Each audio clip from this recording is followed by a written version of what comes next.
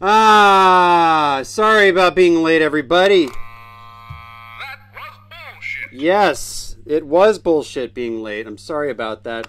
Hey, Celeste, joining in. Take precaution. Take precaution, everybody. What's up, Andre? Andre Fossari. What's up, everybody? I'm waving all of you there. I get this thing a little further away there. And water. Cliff, we got Netherlands there. What's up? Veli. All right. That's horseshit. This is horse shit. Now, I wanted to say hello to people on Facebook. We're not going to expose those of you that land on Facebook. Hey, what's going on? Because as it goes, and waving to you there too. What are you on both there, Norm? Velocity joining us on multiple platforms. Unbelievable. I just wanted to say that those of you that tend to creep, I'm exposed. Those of you that, hello. Hey, what's up there? DJ Raw. What's happening, buddy? Those of you who happen to creep more on, let's say, Facebook Live, you don't like to be exposed. I've noticed that whenever I say so-and-so has joined us on Facebook, they just seem to disappear. So if you're on Facebook, I probably won't make it known that you're there unless you put some comments up. Now, today we have a unique, lucky thing going on because we have the new camera shooting directly to Facebook Live. We have Periscope and Twitch going. Yes, for all the time when I'm not doing all my video game broadcasts. Happy for the belated birthday. Yes, appreciate that. Yeah, I said it was birthday show, but it was yesterday. I just don't do the posting about like, hey, it's my birthday. Wish me a happy birthday. I don't know. I guess it's just part of the adulting that happens. So, everybody, welcome to FTBS. I don't know what episode this is, but we're somewhere up near number 10, I'm pretty sure by this point. Hey, Edith, I'm waving to you. As we've got two people from Netherlands over there, from the same family, no less. You know, an interesting thing is, I was just saying, Edith is watching there from Facebook Live, that I don't like to expose everybody over there. And some of the things will sound like I may have gone over them before from time to time, but it's also because a lot of the stuff needs to be repeated. I haven't made notes about those specific things, but it is likely that I'll run into them because a lot of these things go by one time. You think maybe everybody heard it, but they hadn't. Now, for those of you that were with us last week, and with our guest, Spencer Hode, that was quite a freaking broadcast. I would agree with me. Because Max Vangeli popped in towards the end there. Not only was Spencer just a great guest, and always is. I mean, let's face it, he's really one of the coolest guys. But Max, you know, he created quite a stir across the Twitter sphere out there. And with his comments that were pretty uppity regarding other, you know, big name artists in the industry. Of course, we know that Diplo was targeted. We say targeted. I'm just going to say that there was a Twitter war, and I think he'd had enough, and he wanted to kind of talk about it, and he was pissed off because he felt slighted at a show, and that it created quite a lot of controversy and a lot of people. Yes, thanks, Cliff. Yeah, it was a heck of an episode. I did save it, though. For those of you that didn't see that episode, and thought it was gone forever, I did find a way of saving it, and it will be rebroadcast. But Max and I became sort of, I guess you could call it Instagram friends, and we have some mutual other friends, and I just sort of, you know, some of the things that I tell people to do when you want to meet other people is what I did with him, really. I just kind of was as earnest as I could be about a few things, and I wanted to offer some insight on some things that I thought were pertinent to him. And at the time, he had just sort of reopened his Instagram account and, in fact, did reply to a few things. And after that, you know, it was quite an interesting moment there. I see there's being some asked to share live. I appreciate that. Let me get to that. You can hang around for a little bit. Hang on. I've got to get a few things going here. But thank you for offering to be in the video. Got to get through a couple of things. Ciao! What's up there? Alessandro, is that you, man? Wow. One of the oldest friends in the world. So Italy and France, to be, oh gosh, so many countries he's been in. But what I wanted to say was that, you know, Max Vangeli had created this controversy because of him speaking out. Some people were not happy about it because they thought, hey man, what are you doing? Why are you going out there reckless? You must be off your meds if you're on any meds. They thought all these things about his sort of erratic behavior. And, you know, I think when you've come up from nothing and you've worked really hard for where you are, and then you look to other people that maybe at one time or another you might have worked together. What's up, Alessandro? Perhaps at one time, you know, if you've worked from nothing and you've made such a a life's journey out of it, and you go to somebody else that you saw when they were coming up and how nice they were, let's say, or eager, and only to see that they have sort of passed you over, it can sting you pretty good. You know, I mean, it can sting pretty good to have somebody give you the cold shoulder after you thought that you were there during their rise to whatever they are. And so I'm just sort of laying out the groundwork for what went down. And I think when you're at a place where Max is in his career, you know, as he pointed out to me, hey, look, I'm not a kid anymore. I'm not an old guy, but by no means, but I'm not a kid. And, you know, I'm going around, I'm being nice, I'm being open to people, and then they're slapping me in the face. So I'm going to fucking talk about it. So I get that. That's sort of a little bit about what FTBS is about sometimes. Some of you have actually asked me, hey, aren't you worried about this ruffling the feathers of people that you work with? And I want to make this very clear.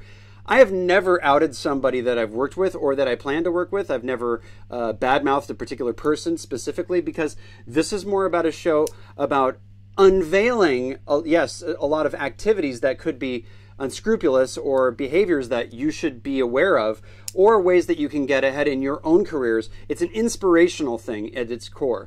My feet are firmly planted on the ground here. Even if my heads are in the clouds trying to help your dreams come to reality, which I am sincerely trying to do, and trying to add value to your lives. I'm not here just, as I said on Facebook, I'm not just here beating off into a mirror because I think I want to hear my own voice. I'm working here. I'm working this brain, this gray matter, which happens to have a few fucking brain cells to rub together. What's up there, DJ Freddie Murphy? He's a good local guy. We might have him on soon. You know, I feel like I got a couple things to offer you guys that I've spent a lot of years learning the hard way. And I got to be honest that I got to be honest, never trust that bullshit. It's me making space so I can come up with a good sentence when I say that. I should say, if I'm being completely honest, and those of you that know me know this, that I sincerely love it when people recommit to whatever it is they're doing in their lives. If they've wanted to be an artist and they've given up on it, or if they've wanted to be any part of this industry or any business that you're working on. I've been my wife at a restaurant, and a server will come up and I'll be like, they'll say, hey, I saw your photo in the paper, because I used to be I was a photographer more often, and I said, yeah, and he goes, yeah, I used to be a photographer, you're such a photo slut. And I'm like, well, I could tell he was a little pissed off about it. I'm like, well, what's up, what gives? And Randy, if you get in on this, buddy, I was talking about you. Get your fucking cameras out, buddy. I'm looking for you. He was a fashion photographer, and before you know it, I'm kind of Tony Robbinsing this guy right there. What's up? Right there on the spot, because I want to see people do what they were born to do. A lot of times, I guess it comes from a lot of the things that I didn't get to do in the sense that I kept myself from getting there at one point or another. You know, being a drug addict, being an alcoholic, whatever you want to call it. Fucking up my life for many years, and then coming back from that and working very hard for the last 20 years to kind of be a man and just handle life and just kill it, you know, and letting you guys know you're never too young to chase after whatever it is you're going for. A lot of people have complaints. I feel I'm too old. I've had actually people write to me things that I've seen on people that are motivational speakers who've also answered the same question. They've said stuff like, hey, man, I feel like I'm too old to start this. I'm like, you're only too old if you're incapable physically. Old meaning if you are physically incapable of running a marathon because you have no legs, well, you go get fucking prosthetics and you run it. That's what I'm saying. You need to think of this world not in such a way that it is closed off to you, or that you've missed something, or that there's a piece of the pie there's only so much of the pie to cut up to get everybody. And, you know, this whole kind of concept that people tend to push, and they push it when they want you to feel like you don't have to try, or you shouldn't be trying because there's only so much of the pie left, so don't fucking try. That's a horrible message, everybody. It's a horrible message. Every single person that I've ever met, and that if you were to listen to, who were successful, they did not in any way get some piece of the pie reserved for them. What did they do? They made a new fucking pie. What did they do? They made sure that there was room for them. They created their own position. I've created my own position in companies. Thanks for that. You know, listen, when I was passionate about a company I wanted to work with, I told them, do you want an outside sales guy? And they were like, no, we're good online. And I said, really? Because I really feel like I could get you into this shop. And they were like, okay. Like it was just like one little, like my finger flicking the paper in my own confidence that I could do something with them. and I became one of the best guys with them. And you know, this is with any industry that you're in. I'm telling you guys, you can just show up and tell them that's where you want to. Now, here's the thing. You know where I'm going with this. You love a place, go there, tell them you want to be a part of it, and don't basically leave. Don't take no for an answer. Well, the other side of that coin is, what if you want something so bad and you maybe not cut out for it, and you're going to be banging your head against that door for the rest of your life? Much like me in many places. Just kidding. And yet not. I am not going to be an acrobat, for instance. I know that my knees are at such a point where I'm not going to be a pro surfer. I can't do body torques. I'm not going to go out there and going to ride big waves because I might die. Just because I want to really badly doesn't mean I can. Now, there are guys who are 60 years old who's charging waves that are 60 feet, and they have an entire life of conditioning, and my hat's off to them. And you can use that in your own life. Now, maybe you are doing stuff that you're supposed to be doing, and yes, I'm tying this back to Max. Maybe you are doing the things you're supposed to be doing in life. Maybe there are some things that you are born to do, that you really believe in doing, but it is absolutely feeling like you're walking through the La Brea tar pits, which aren't even real tar pits, by the way. What if you are? What if it feels like that? And my mom said this to me a long time ago. What's up, Jonathan? She said to me, you know, even if you feel like you're moving slow through the sludge, you're still moving. And you'll see a lot of people post a lot of bumper sticker wisdom out there, you know, lots of wonderful sayings and things like that. It's like, I've seen people post stuff every 5 minutes, and I'm thinking, how do you get any work done? Because I scroll through the feed, and I'm like, you're a serial sharer here, and you're, you know, at the end of the day, I'm scrolling. I'm like, this guy was posting, or person was posting every 5 minutes, even if they were pre-created. It's like, how did you spend that much time in your normal day? You know, Toon Mood, my man, what's up there? Hope it's not too hot for you in the valley there. I know it is. What's up there? Safi's also joining us all the way from way on the middle Far East, or Bangladesh or India, one of the two. He's in one of those two places. That's pretty sick. These are the things that happen, and I'm sure Safi could agree with me. He's a guy who's been going to college in Bangladesh, India, and you know, lives there. And yes, I'm going to talk about you, man. He's a guy that is a young man who really has wanted to get his own education on. A guy who's worked really hard to do it. Literally scraping every penny just to get into a school out there so he could learn something and make a better life for himself. And at one point, he was saying to me, you know, can I really come out there? You know, I was saying something online, and he goes, can I really come out to LA and just do that? How could I do it? And I said, listen, you can do anything you want to do. You just have to plan it out, create your future, and do it with a certain amount of certainty. Like you just say, like, here's the thing. Here's how you know you really want to do something. You just get it done. A lot of you guys are going, oh, I want to start this. I want to do a business that. I want to get an album. So I got to get all this much money together. Listen, I did the same thing before. I've done it 100 times. I've thought about, I need to get this. I need to get that. And then I can start. No, start with nothing. Start with nothing. Just get it going. Get alliances with people that really care about you. If you're starting from nothing, no matter what it is, if people out there are you know, notice that you have natural talent, they will give their time to you. There is nothing more valuable than your time that you can give to somebody. And lo and behold, here I am spending it with you. I know that your time is very valuable, so I want to give you stuff to work with too. So you should know that I do give a shit about you spending time with me on the air. Thank you for that. That means a lot to me. And if you do have questions, you can ask them. I want to answer some of these questions now. My producer has just gotten in my ear, said I should be answering some of these questions. Is coffee addictive? This came through last night. DJ Mackey, you son of a bitch. You're very funny, yes.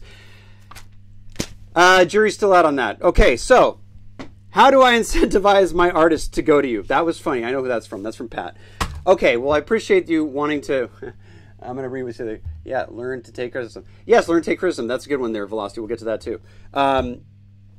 That's a very flattering thing that he... That's a plant right there. That's a freaking plant right there. That's bullshit. That's just... Warning, bullshit alert. Look, the thing is that if you want to get somebody that's a client of yours to invest, let's just say, in something that's better, you just kind of have to realize it's your name too. So if you're making an album and you get to that point and they're like, I don't have enough for mastering, man, and you're like, all right, just give me $50 and I'll put on ozone and get out of here. You know, you make their $50 and you don't realize that, like, every time you put a maximizer of any sort, it's completely chopping everything up and then just turning it into shit and then putting it back together. It's like, why don't you try it here once? It's not that much money to get a single mastered. I've had people say, isn't it like $10,000 a song? I'm like, no, it's like between $200 and $400. You know, with a guy, my father, who's done, hundreds of thousands, let's see, tens of thousands of possibly hit records, I would say.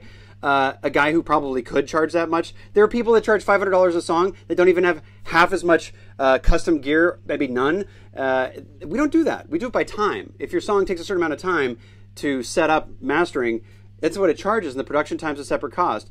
It's extremely competitive. We don't take points like mixers in mastering, at least. So if you have any questions about that, you can ask me. This isn't an infomercial about mastering, but I will answer any questions about that. How do you incentivize? You have to believe in your own product, and you have to be able to say to them, when they start a product with you, I want you to put this much aside for mastering. It's that important to me. It's that important. It should be that important to you. If they say it isn't, you say, look, I don't know how else to explain it to you, but it's my name on this too, and this music needs to sound great. You have to make, passion speaks louder than just what people think they know.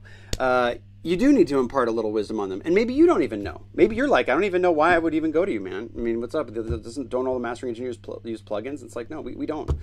We have them. We've used a couple of things to, pop it up a little bit at the end. But for the most part, you're paying for time on the console with us and our ears and the ability to have a partnership with you. I mean, you wouldn't upload your stuff and get a preset to make your stuff sound better. Oh, wait, you did that. So sorry. Yes, I will shame you. It's silly. It's an unlearning of everybody. I have no problem saying that, by the way. It's a complete... Look, I applaud those business people who found an area for them to exploit and then prey on people and get the money. It's totally understandable. I'm completely in awe of that. I'm like, well done. Sadly, you're unlearning and you're dumbing down the public, and you're also making music less important. Now let's get back to what you were saying there. Go for what you love, what you do, and learn to take criticism. A lot of people do not know how to take criticism. They go out there and they think they're already a pro at whatever it is because they own something. Well, listen, everybody. Everybody who's a professional of anything, of any sort, had to go through a period of learning. And it wasn't just that they sat through some YouTube videos. Oh, but I know a guy who went through YouTube videos and he became extremely proficient. You know what? There are prodigies out there that have a natural tendency to learn certain instruments. I learned almost every instrument I put my hands on without a teacher after I'd learned the basics of one. When I was a very young guy, I started playing violin and shit like that, and piano and drums and guitar, and I started becoming proficient, and I could hear a song once and then transcribe it, because that's the sort of thing I have the ability to remember sound and then hear where it fits and things like that. That's a skill that came to me, so that's what I'm playing to, my strengths, right? So that's a strength that I have that came easily. A lot of people can't taco their tongue. Well, don't get a fucking job tacoing your tongue if you can't taco your tongue. Do you know what I'm saying? It sounds very simple-minded and very stupid, but it's very true, and it's very much how you have to approach life. My dad said to me, he's like, well, I knew that it was going to take a lot more work for me to become the best drummer in the world than it was going to be in hi-fi, because of his passion for hi-fi. I mean, here's a guy who... and actually that is a question here. I'm dovetailing this into here. How did your father get started? My father got started in Arizona. He was in the Air Force and also a drummer, as I was. I am a drummer, but he was at a recording studio, I think, hanging around it mostly in Arizona. Missed a meeting with somebody that he had met before from L.A. He'd made a good impression upon the guy beforehand. And when he found out that he had left and gone back to L.A., he was really bummed that he'd missed the visit of the great either Roy Dunan or another gentleman there, the name eludes me, from Contemporary Records, who he'd missed the meeting at this local recording studio. So what he did was he called the guy on the phone. He said, hey, look, I missed you coming out here to visit us. I really wanted to get to know you. It's a part of the world that I want to be in. He did exactly what I've told everybody, which is, he showed his passion, he showed his interest, and they said, yeah, kid, I heard from this guy that you're all right. Hey, why don't you come out to LA when you're ready to, when you're done with whatever you're doing, and we'll see what we can do for you out here. My dad got in a freaking car and drove to LA not knowing what the hell was on the other side of that hill.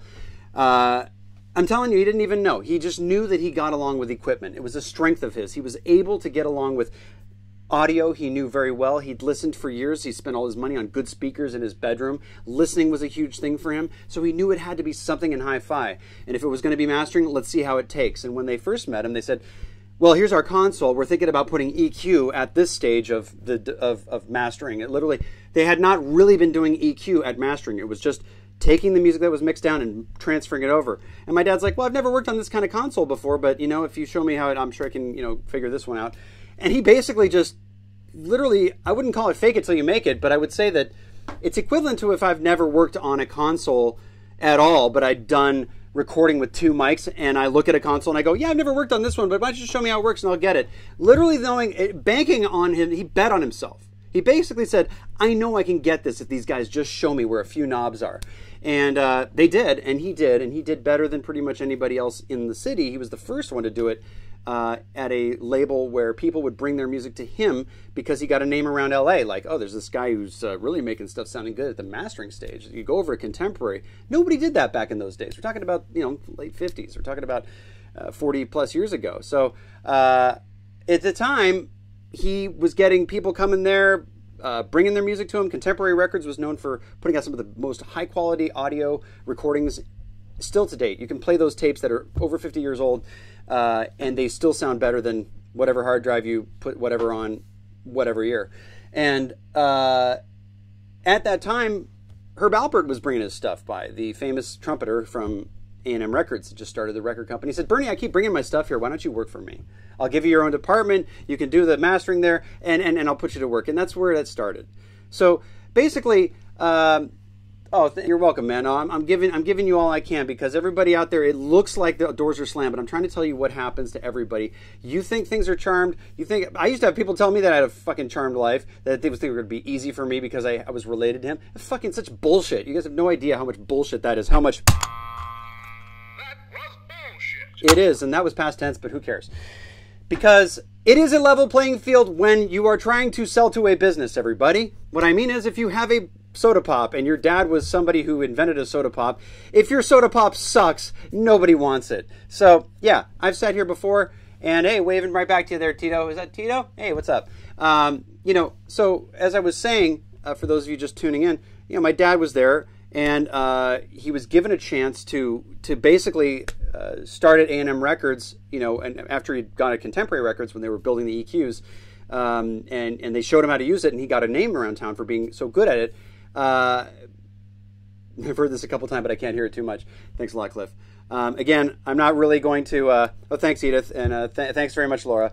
I'm not going to tell anybody, but there are a bunch of people who have jumped in. I'm not going to notify the world that you have joined unless you do talk to me on Facebook. I am able to see your comments, even though we're on about 5 platforms. Back to this. So my dad went to A&M Records after Contemporary, and he began working for 17 years he was at A&M Records. And, obviously people say, oh, your dad did Thriller. Yes, that's huge. We know that, and I'm not playing it down. But, we're talking about so many different albums that were through A&M Records and through the 70s, the 60s, 70s, and into the beginning of the 80s that were landmark albums. I mean, it could have been anything like the Police or something like that. It could have been, Karen Carpenter. It could have been Joni Mitchell, or any of the rock albums that came through there that are landmark stuff. But even at that time, the technician that was with my dad, the head tech there, Benno, was actually there, our tech here today, and Carl Bischoff, who's no longer with us, who passed on about a little over 10 years ago. Carl was actually manipulating their console at A&M Records from the mastering department with my dad, and my dad's like, I'm thinking about going out on my own. It's kind of sketchy, it's going to be a huge leap for me. And there's a little part of the story I'm going to skip over because it is interesting, but it's a part of a thing that I also want to impart to you. And basically, if you're in a business and you are doing so well and you feel like you're pulling down and you're adding a lot to that business, it's also sometimes time for you to move on in the business. And my dad even did that at A&M Records. He was like, hey, I'm sharing all the profits with the studio, but the studio's not getting booked a lot. And the mastering studio's nonstop. I'm doing 16-hour days.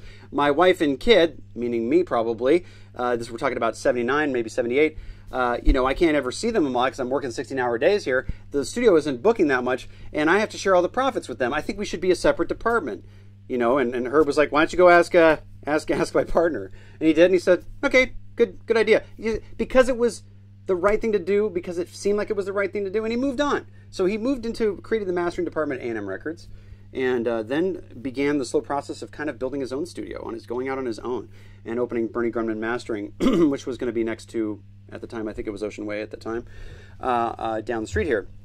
And now you want to talk about scary. You want to talk about somebody leaving the shelter of A&M Records, the esteemed company that had given him so much from day one.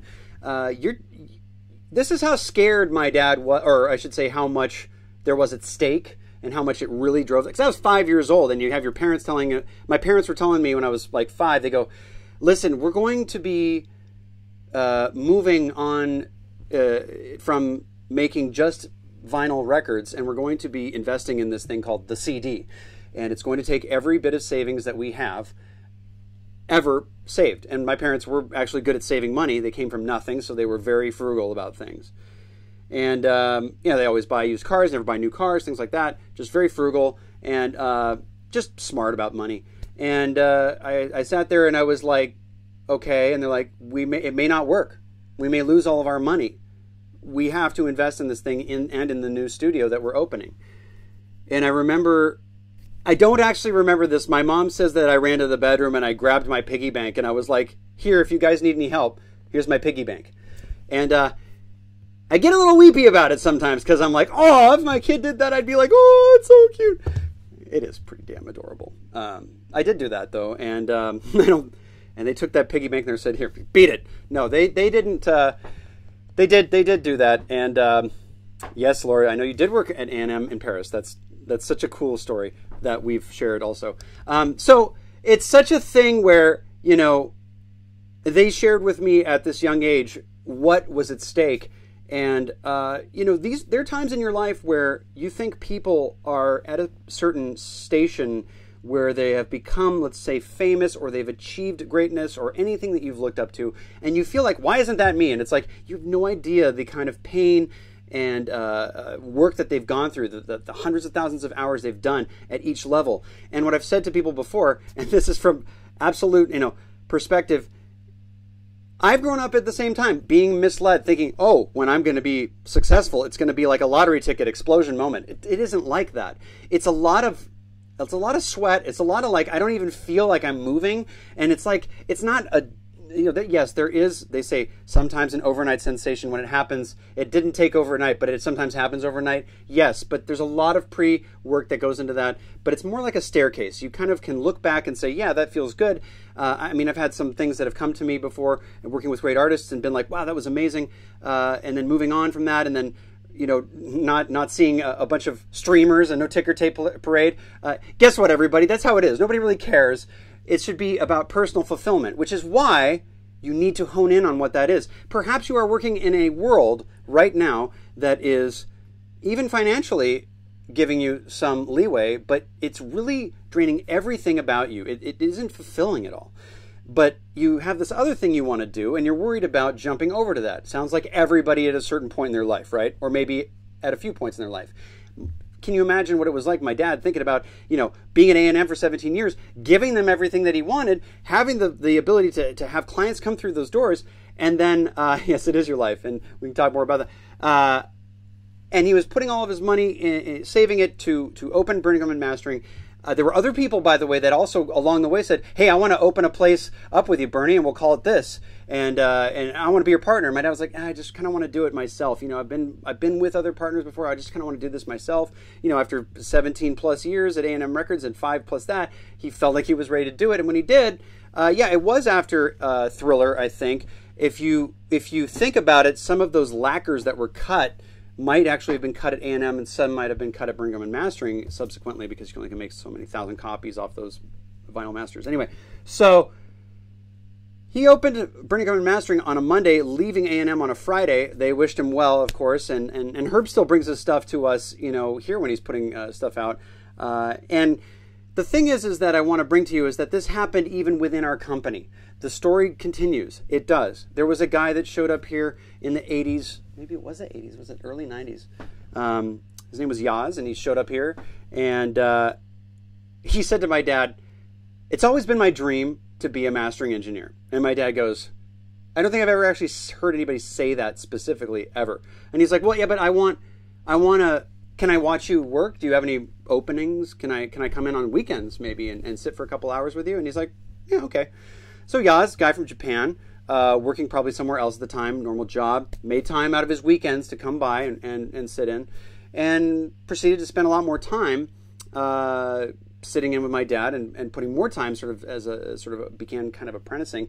And at a certain point, my dad's like, well, I guess I probably got to hire you now because you're not going to leave, basically. So Chris Bellman, one of our 3 prime engineers at the time, it was Chris Bellman, Brian Gardner, and my father, Big Bass Brian, also known as, who got his moniker in the late 90s from Dr. Dre, said Chris needed an assistant. So Chris Spellman had Yaz working with him. And sometime after that, Yaz says, you know, I have some people back home at JVC, and what do you think about opening up a mastering studio in Japan? And my dad's like, I don't know. Well, that sounds kind of crazy, but I'm listening. And just to give you some perspective on this kind of idea, if you want to know how homogenous Japan is, and homogenous means, you know, work with themselves. What's up there, Art by DJ Vic? What's up, buddy? So if you want to know how homogenous that place is, they bring in like 16 people every year for citizenship in Japan. 16 to 20 is a lot for other nationalities. That's pretty damn, like, don't come over here. Talk about business also.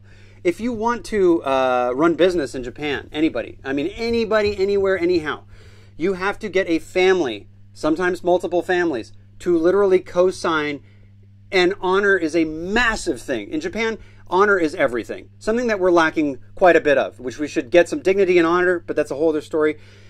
Point is, in that country, you have to have other families basically say, if this person shames anything or fails at all, our family will take the brunt of the shame, and we will basically absorb that. And they're basically putting themselves out there to be, you know, emotionally caned by everybody in the country. And it's a sort of kind of thing that says, like, if you don't believe me, then there's nobody to believe.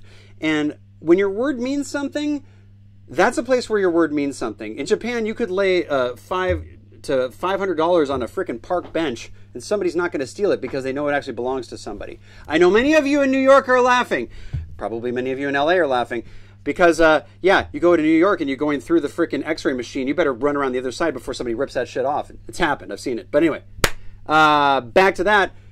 So Yaz, who sat with my dad saying, I've always wanted to be a mastering engineer, just sat here working for free, looking over his shoulder, who became an assistant to Chris Bellman, says to my father, would you like to try to open a place in Tokyo? After that, what's up, Samuel Paul? After that, what happens is, well, they came over, they talked about it, we found a place, and now Yaz has been running Bernie Grundman Mastering in Tokyo for the last 10 plus years. It's an amazing story. Here's a guy who just walked in off the street and said, this is my dream to do this. Can I watch you work for free? Think about that. That can happen to anybody who has the passion for that particular thing. And I mean this from the bottom of my heart. Like I said, I've made my own position in companies that I wanted to work with. I've made my own position with artists that already seemed like they were too busy.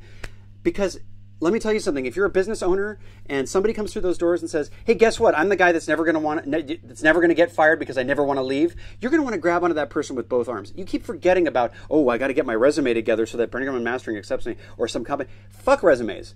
You know what I'm saying? I'm telling you. I went to a place one time, they go, on a scale of 1 to 10, how well can you sell? And I was like 23, and they're like, why did you say that? I was like, because if I believe in something, there's no scale that can keep me, I'm out of the scale. The scale doesn't matter. I'm going to be way over that fucking scale. And they're like, okay. I think they were saying you're hired at that point, but that's being certain about you.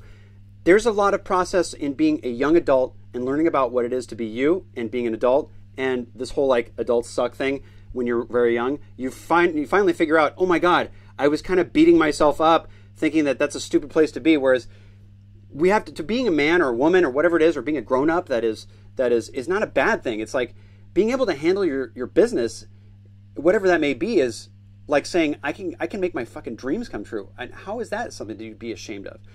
20 years, BGM Tokyo. Look at that. You know, and it is so sick, man. And my wife just said, 20 years, BGM Tokyo. Think about that. It's been that long. Telling the story for a long time. But it is an inspirational story that I have to remind myself of sometimes, because I have many doors that shut.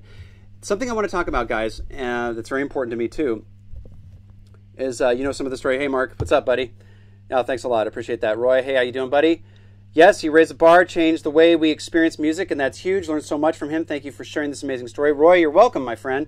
And Mark said, I know some of the story, but it's great to hear it. BGM Stop the Game. Thanks, Mark. You know, it's something that I like to tell people because it kind of re-inspires me. I often speak with people where they are asking me if they're going in the right direction, or if they want to know if their music is ready to be done, you know, what's wrong with the song, things like that. But I get this sinking feeling that like they're kind of like putting a certain outfit on, and this goes to with what I was talking about. And we're 10:44. We're gonna make these. Your dad seems to always take time for people. He did for us. Well, I try to do the same thing because I kind of like connecting with people. So, if you look at these stories that we're talking about, which are extremely inspirational, because there's never a story. I'm gonna cut the fat from this meat right now and explain this all in a shorter way. All of the people that have been successful in this world had a motor for what it was that they wanted to achieve. Now, some of you might say, but I'm not smart enough for that. I'm not this for that. Listen, you have to have a will that won't take no for an answer. I don't know how to make anything in the computer-aided design world, okay? I never took any classes on CAD work, but I wanted to make something for a industry that I saw there was a problem with. It frustrated me to no end. I was fucking pissed off. I'm like, this thing is broken and I want to make it work for me. So I went and I made a sketch and I found somebody on freelancer.com who does CAD work. And I said, can you for $100 help me make my 2D drawing into a 3D drawing? And they were like, yeah, I totally can. They were in Argentina. We started texting. I showed them my picture. I had the passion to make this fucking thing work because I knew it could. I'd gone through it conceptually. I knew it would work. And he helped me make this thing. I got a place to cut them for me. I'm just saying, you know, when I tell you like this, you go, yeah, well, yeah, that's how you do it. It's like, yeah, but you're going to sit there going, I have this invention or idea, and I'm worried that you don't have to put $100,000 into something to make your first invention. If you're an inventor, and I always say making music is like being an inventor, an invention hasn't sold yet, you can make any fucking thing you want to. You can find a place that does a short run. You can put $2,000 aside. You get a credit. If your credit sucks, get your credit back to normal. You know, pay it off down to 30% below what you have to owe. Get it to that. Create something that you want to make. You know what I mean? Ciao. Hey, nice to see you there, Michael. And Yvonne also there. How's it going? You know, I'm just telling you guys that you can make anything you want. And this isn't some of that sprinkling bullshit where it's like, you can be anything you want. No, you have to know your limitations. You have to know your strengths. But the story about Yaz running Bernie Grundman Mastering in Tokyo for 20 years now, after he just met my dad and said, I've always wanted to be a mastering engineer. Thank you for the hearts and the looks and all that stuff. These stories are so inspirational to me because they happen right outside my window and I can prove it was real. And when you listen to other people telling you about whatever it is, you know, you're like, if you're too focused on the money part of it or you're too focused on the results, that's not the right reasons. If you're just into money, literally money itself, if money is the thing that is exciting only and not making anything, and then you should be in, I guess, investment banking or a banker because that's only money and money excites you. But if you want to be successful at something and be fulfilled by that thing, you really need to find out which passion you have unending supply for, that you'll be willing to wake up at 4 a.m. in the morning and drive 100 miles to Hollywood and home every day like I do, and sleep 4 hours and then maybe a half an hour in the middle of the day and then work on some other shit when you go home that isn't selling. You have to have that kind of passion because, look, you might say I'm crazy that I've been doing this for however many years and I haven't, let's say, own a house from a hit song. I've had some money trickle in. I've had really funny moments where I've made songs on my lunch break that are making more money than other ones I've spent 2 months on. But that's because I keep chipping away at that thing. And I've helped a lot of people make a lot of money. Unfortunately, not made myself a consultant at that time, which I now am more or less. And I've worked with a lot of these major companies making their products perfected. And that's another world that I am inspired by. But my point is that I'm sharing with you the things that inspire me, that have motivated me to do better in, and I'm trying to tell you those things don't mean that you give up on another dream. Your dream can splinter off into 10 different ones, and it doesn't mean that you're not focusing. If you're able to give enough to each one, that you can at least investigate. You know, nothing ventured, nothing gained. So I'm just telling you, from the stories that we've talked about, yes, make it happen. I'm getting that wedding dress. Amen. That's a great one there, Edith. Yeah. I'm not going to talk about that because I know your husband, and I'm not going to get into that whole thing. It'd be kind of might turn on a whole new kind of social media warfare. But the thing I wanted to impart to a lot of you is that, yes, in this show, fuck the bullshit, there's also another question here I'm going to answer. In this show, I try to uncover a lot of the things in the music business. That is true. But today, we took a different bit of a journey because, and Celeste is laughing knowingly, we took a different direction because this is what is in the ether. I'm not a psychic, and I am at the same time, right? It's like one of those things where we're all psychic and we're all not psychic. So it's just one of these things where I just feel it's in the air, and I'm like, I think this needs to be talked about. So that's the reason why this topic came up. And that's why I wanted to talk about that, because I feel like I needed to hear it, let's say, and also because I've heard some people tell me about all the depression cycle that they're in. And I got to say that unless you're literally clinically depressed, meaning that you have really hard downtime and you feel like there's a wet blanket over you and you can't get up and you need to be chemically balanced, please go get help. Please go see a psychiatrist for that. If you're just depressed because you're in the wrong place in life and you can't make the right choices to get out of it, well then, psychology is the other answer, which is, talk to somebody else that you can hear your thoughts out there. I've been doing that for more than, almost 20 years now, once a week, and I get on the phone with a guy who's an addiction medicine specialist and also helps me keep on track. And it's money well spent. I don't have all the money in the world to do a lot of things that I want to do, but there are things that you have to put forth to do to save your life. And listen, if you're going to bet on anybody, bet on yourself. Just remember that. I learned that from Adam Carolla. He's like, if you're going to wait for other people to make it good, this society inflicts pain on everyone willing to subscribe to its bullshit. That's absolutely right, my friend. You can tell I'm starting to get a little tired. A lot of people are like the crabs in the bucket, just waiting to pull you in their misery. Don't let that shit happen. You need to look beyond that bucket. You're not a crab. Sorry, Celeste, I know you're a Cancer. He has a secret. I am Kygo. Yeah, I love that. That's great. I am too. Yeah, bet on yourself always, because here's the deal. You're going to have me in tears. Well, good goddamn it, Freddie Murphy. Testify! Freddie, I fucking love you, dude, because you've always been very forthcoming. You're a connected guy to your music. A lot of you have shared your music with me through this, and also said, hey, don't beat up on me. I've never beat up on anybody who shared me their soul, okay? So if you're just because I know a lot of songs or I know a lot of things, I don't use that and wield it against people. That's being unkind. We have a duty, everybody. We're human beings. We have a duty to be pleasant to each other. Believe it or not, all you fucking trolls out there who are trying to, yes, I have a lot of smart aleck shit that I say. We have a duty to be decent to one another. Now, that doesn't mean you can't call somebody on their bullshit. That doesn't mean other things, but unnecessarily. We're bringing people down all the time. We're doing things that are negative. You need to be about the positivity. If you're around people that are negative or they're saying stuff to discourage you, you need to separate yourself from them. They're not your real friends. Perhaps they are, but it's their own shortcomings. Of course it's their own shortcomings. They're either real assholes or it's their own shortcomings, and they're having a hard time coming to grips with the things that they didn't chase after at one point or another. So when I say things like this at the end of my show, and when I say now go on and do great things, I fucking mean it. You guys know I did 182 shows 1 week after the next. Actually, it was 82. I just put 100 in front of it to make it look like I did a lot more. Yeah, that was bullshit, but whatever. I did 86 consecutive shows, not missing a weekend. And at the end of each one, I would say, now go on and do great things, because I really want you guys to go out there and do what you were born to do, because that is the only way that you're going to change the world that you're in. Don't worry about saving the world, everybody. Save yourselves. Save your fucking selves first, because that is how you can get the world to be better. You can spend all your time hand-wringing and calling out other people and saying you're doing the wrong thing and I'm outraged when you're not outraged, and get on a Twitter thing and be a tattletale and tattle on everybody else and say, hey, look who I tattled on, and be a fucking rat your whole life. Or you can go and figure out what it is that makes you tick and go out there and go make your fucking dreams a reality. Wow, look at that line in my head. That really means Celeste goes, I saw your squiggly thing come out the other day. Squiggly thing up here? That means I'm pumped up! And let me tell you guys, people walk by the window, they're like, what the fuck is going on in that room? There is not a client in there. I think Paul's losing it in there. Maybe he's going to throw something. Yes, I am in Bernie's room. This is also the room that I work in at Bernie Grundman Mastering.